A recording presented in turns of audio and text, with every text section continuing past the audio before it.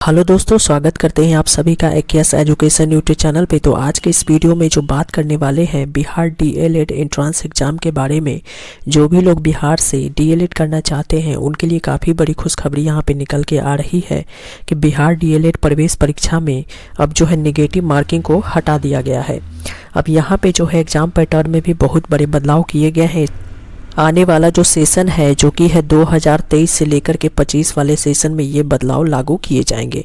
तो यहाँ पे क्या है तो देख सकते हैं, यहाँ पे लिखा गया है कि बिहार DLED संयुक्त प्रवेश परीक्षा में अब गलत उत्तर देने पर नेगेटिव मार्किंग नहीं होगी। राज्य सरकार ने इस व्यवस्था को खत्म कर दिया है। इसके साथ ही मौजूदा अंक व्यवस्था में भी बदलाव किए गए हैं।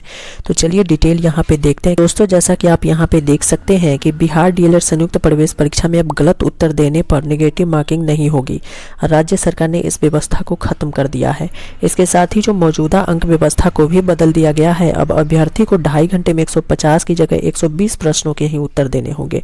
यानी पहले जो एग्जाम होते थे उसमें जो है 2.5 घंटे में 150 प्रश्न के उत्तर देने होते थे, लेकिन अब केवल और केवल 120 प्रश्न के उत्तर देने होंगे और उसमें भी नेगेटिव मार्किंग नहीं होगी। पहले 1/3 की नेगेटिव मार्किंग होती थी, लेकिन अब जो है इस नेगेटिव मार्किंग को हटा दिया गया है। नए पैटर्न में एक सही जवाब के लिए 3 की जगह 1 अंक मिलेंगे। यानी पहले प्रत्येक प्रश्न के सही उत्तर के लिए 3 अंक आपको मिलते थे। यानी टोटल 150 क्वेश्चंस होते थे, प्रत्येक के लिए 3 अंक मिलते थे। यानी टोटल 450 मार्क्स का यहाँ पे एग्जाम आपका होता था। लेकिन अब जो है 2.5 घंटे का एग्जाम होगा और 150 की जगह 120 प्रश्न होंगे और 1 अंक मिलेगा। यानी 120 अंकों का ही यहाँ पे एग्जाम आपका होगा और गलत उत्तर देने पर कोई भी नेगेटिव मार्किंग यहाँ पे नहीं होगी, यानी अंक नहीं काटे जाएंगे।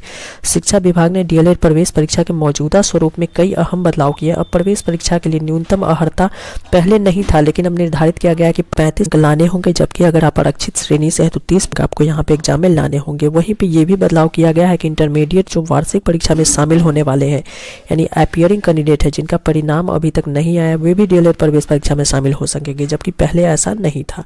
हालांकि चयन के लिए उन्हें इंटरमीडिएट परीक्षा में कम से कम 50% अंक लाना होगा और आरक्षित श्रेणी को 5% की छूट यहाँ पे दी जाएगी। तो शिक्षा विभाग के उच्च स्तरीय बैठक में DLED प्रवेश परीक्षा 2023 को लेकर विस्तार से चर्चा यहाँ पे की गई है। दोस्तों यहाँ पे अहम बदलाव में एक और बदलाव किया गया है कि तीसरे राउंड के बाद खत्म होगी सीटों की बाध्यता। शिक्षा विभाग ने परीक्षा को लेकर एक बेहद अहम बदलाव किया है। इसमें तीसरे राउंड के बाद सीटों की बाध्यता को खत्म कर दी है।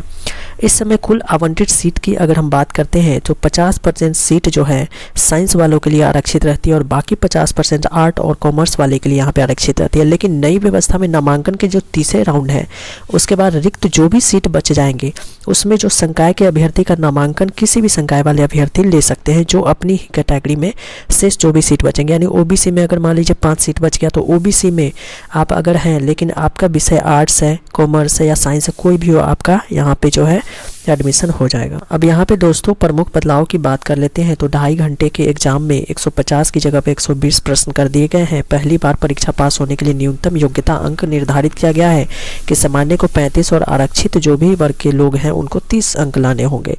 इंटरमीडिएट परीक्षा में शामिल यानी अपीयरिंग कैंडिडेट हैं उनको भी यहाँ पे मौका दिया गया है। तो आप भी संयुक्त प्रवेश परीक्षा में बैठ सकते हैं और आपका भी एडमिशन इस बार हो सकता है। तो यहाँ पे 23 से 25 सेशन में अगर आप DLED में एडमिशन लेना चाहते हैं तो बिहार के किसी भी कॉलेज में एडमिशन लेने के लिए आपको यह संयुक्त प्रवेश परीक्षा देना ही होगा। तो इसके बारे में जितने भी बदलाव किए गए उसको ध्यान में रखते हुए आप अपनी तैयारी कर सकते हैं। आगे इसमें जो भी जानकारी मिलेगी आपको इस चैनल पर मिल जाएगी। तो आज के अपडेट में बस इतना ही। अगर वीडियो अच्छा लगा हो तो लाइक कीजिए, दोस्तों के साथ शेयर कीजिए, नया है चैनल पर तो चैनल को सब्सक्राइब कीजिए। Thanks for watching this video.